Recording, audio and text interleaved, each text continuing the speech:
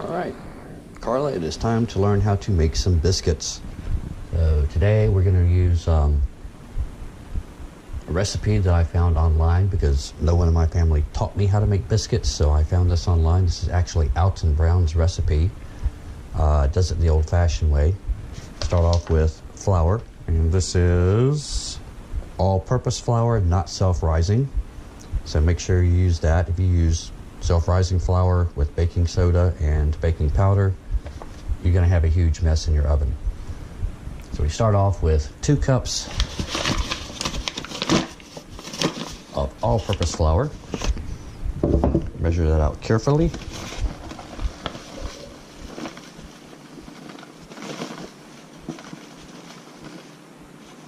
Okay, about like that. Put that into the big bowl. See if I can do this without getting flour over everything. I'm going to put a little more flour into another little bowl for use in a few minutes.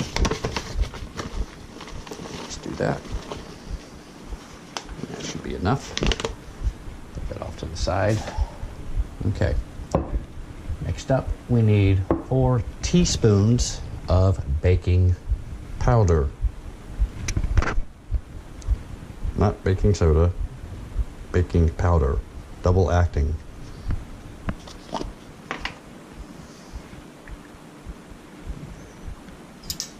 And you want to level these off. Just throw them in there. 1, 2, 3,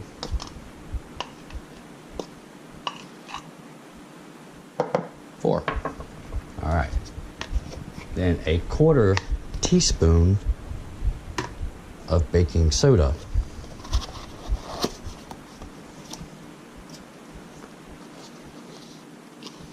Again, level that off. Add that in to the mix. 3/4 teaspoons of salt.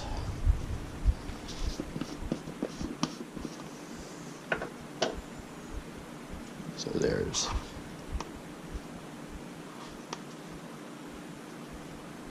half a teaspoon.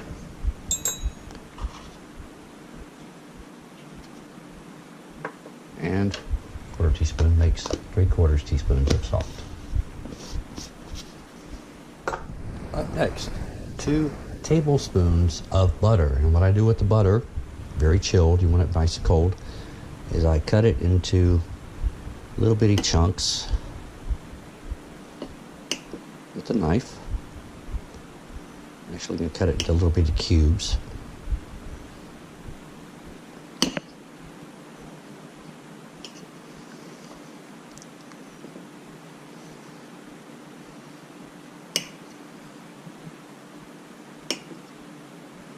It helps if your fingers are cold here because you don't want the butter to melt.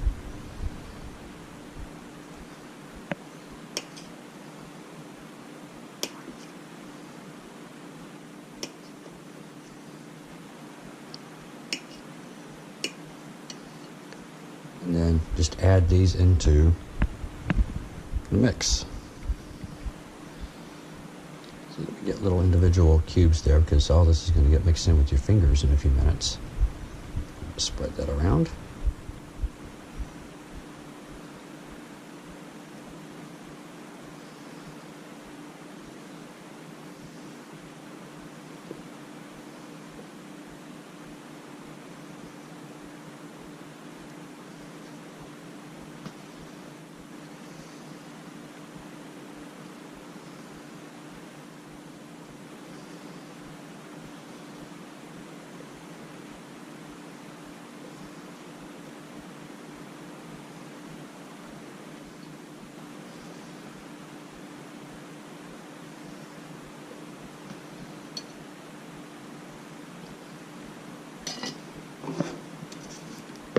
Give that a little stir so it gets mixed in with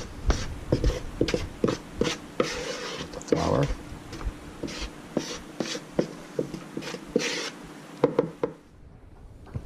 I forgot to mention at some point you're going to need to preheat your oven.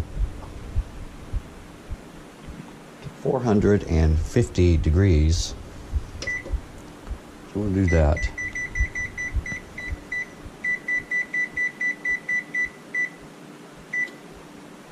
So that'll be nice and hot when we're ready. Okay, next up we need 2 tablespoons of shortening. So I'm just gonna scoop this out, level it off with a knife. And then just kind of flick those into the bowl in little pieces, kind of like we did the butter. Makes it easier to work with a little bit later when we get messy with our fingers.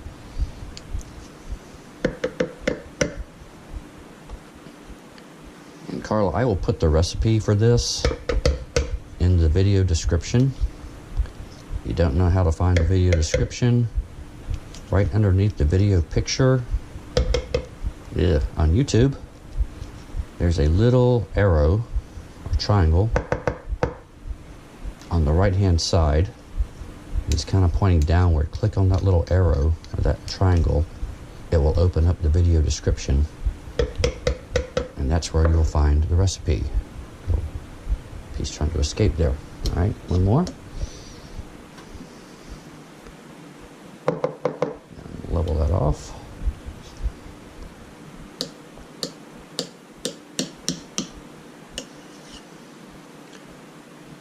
Flick some pieces into the bowl.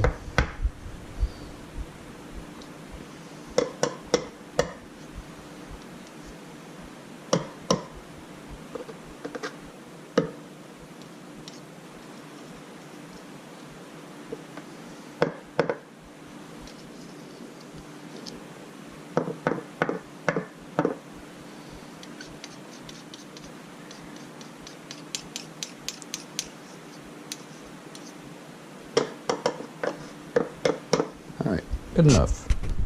All right, next thing we're going to do, this is where your fingertips are going to get involved. Just that shortening around a little bit there. This is covered.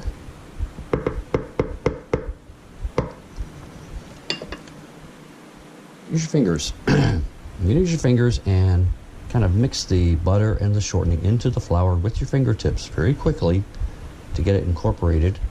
You don't want to do it too slowly. You don't want the butter to actually melt as you're doing this, but you're just incorporating it with the flour until the flour gets sort of a crumb-like consistency.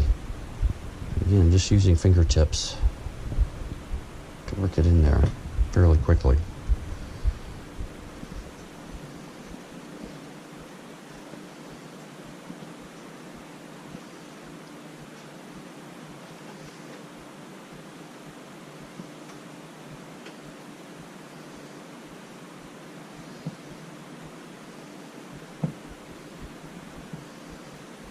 Kind of feel around for any big chunks you've still got in there. Put that into the flour.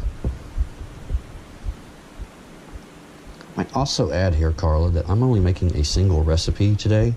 Normally when I do biscuits, I make a double recipe. I double all the ingredients. It makes basically a whole pan full, because normally when I make biscuits is when Joseph is here. And Joseph loves biscuits. And it actually makes enough that we can eat some then and put some in the freezer. Just put them in a Ziploc bag, stick them in the freezer, and then when you want biscuits later, you just take them out, thaw them, heat them up, and eat. Joseph will also put them in the freezer and then put them in a suitcase and take them back home with him. So you can make more than just one single recipe. Again, just double all your ingredients. Okay, just about there.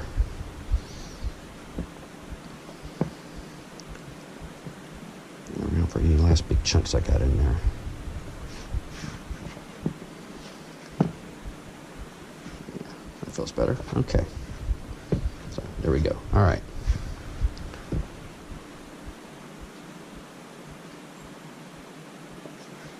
All right. Next thing we're going to do, pile it up there. Make sort of a crater there in the middle for the next ingredient. And I'm going to wash my fingertips. All right, up next, we're gonna add 1 cup of buttermilk. Now, if you're not a fan of buttermilk and you just like plain biscuits, use white milk instead, that's fine. I happen to like buttermilk. Go ahead and shake that up a little bit.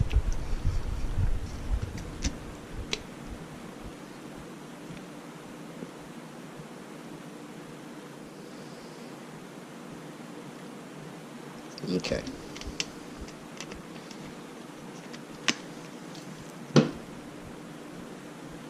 Add that into the mix. Also, if you happen to like cheese biscuits, you can always grate up some cheese and add that to the mix too. I'm just making these plain. But you could use cheddar, Asiago, pepper jack, whatever you want for that. All right, so now we got the buttermilk in here. I'm gonna use a spoon and just start stirring around. We get everything nice and mixed up. It's going to make a very, very sticky dough.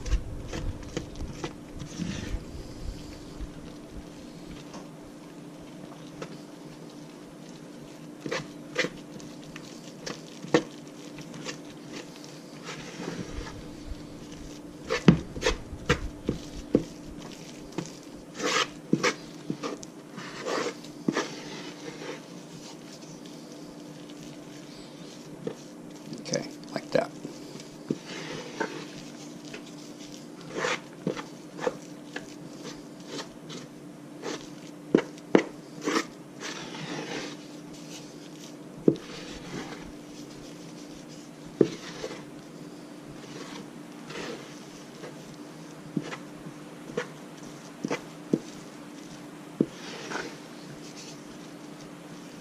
All right, there we go. All right, up next I need to flour the surface so I can roll this out. And to get it nice and even, I like to use one of these actually.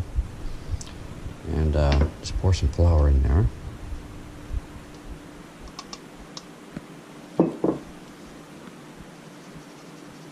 Just do that, you get a nice even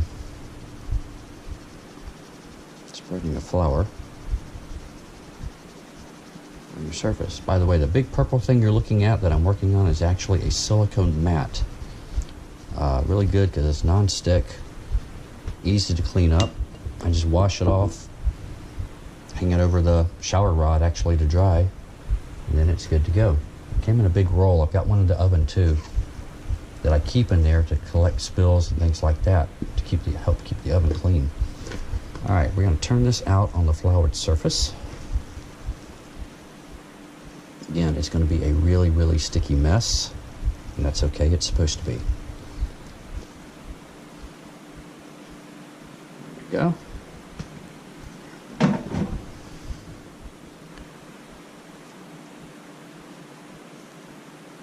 Some finger action going there. Okay.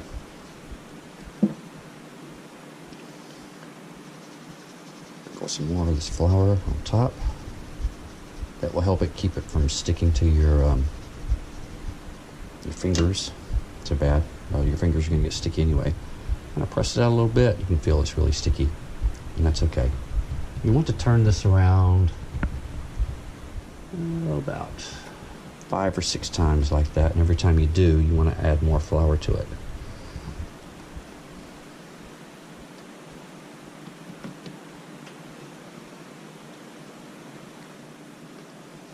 It's 2.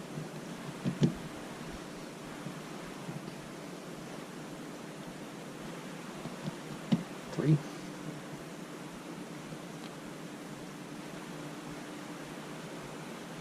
4.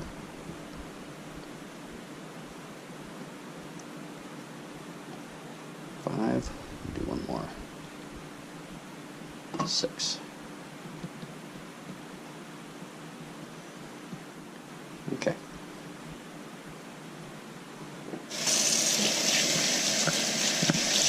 Hands off a little bit.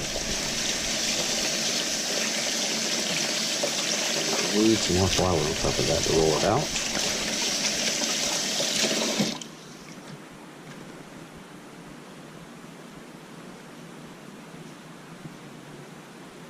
Surprised my dog is not over here supervising this because she loves biscuits too, as much as Joseph.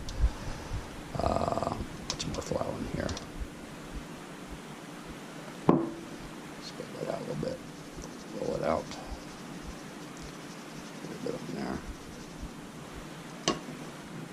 flour to that because I'll need it.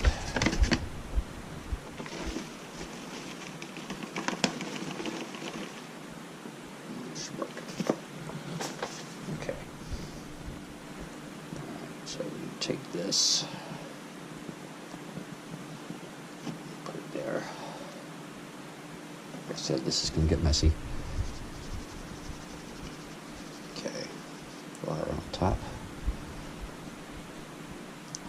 I'm going to spread this out to about a 1-inch thickness. If you like big tall biscuits, which is what I usually make, you don't have to spread it out as thin. If you like smaller biscuits, spread it out thinner. Like that. Yeah. Alright. Give that a little go over at the rolling pin, just to make it nice and even.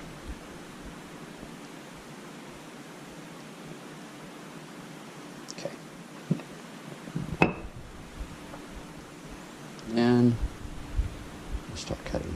This is why I keep flour in the bowl for the biscuit cutter. If you want to flour that, you just start cutting biscuits. Let's put those in the pan. That is a non-greased pan, by the way.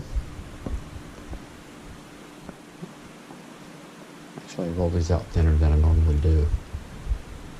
I normally have big chunky biscuits.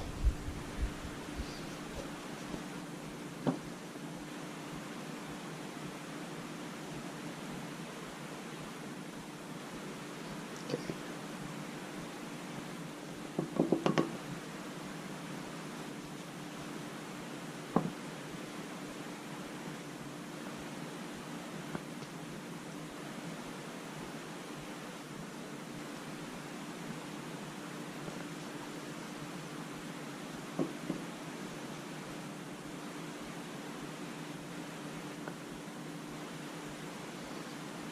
Sticky on the bottom there.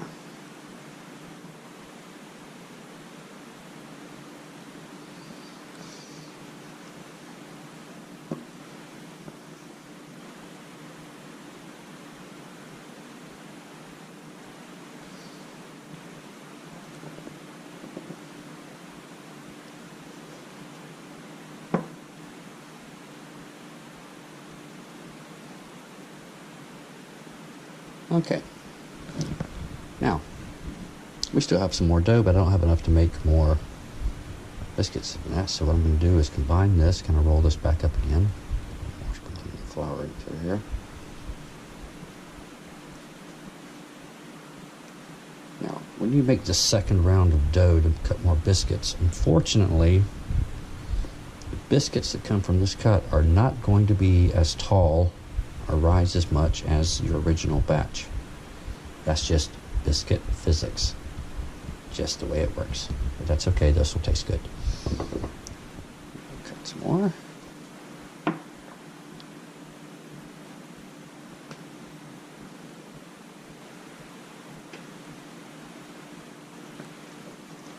that.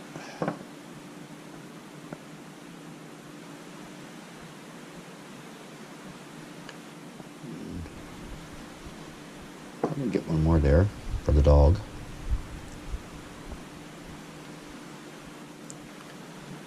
Right. And might have room enough for one more.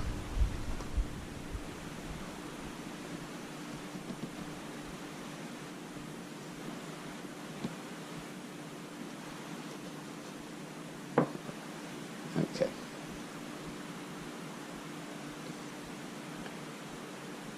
There we go. Okay, time's up. Biscuits should be ready. I'm gonna take them out of the oven.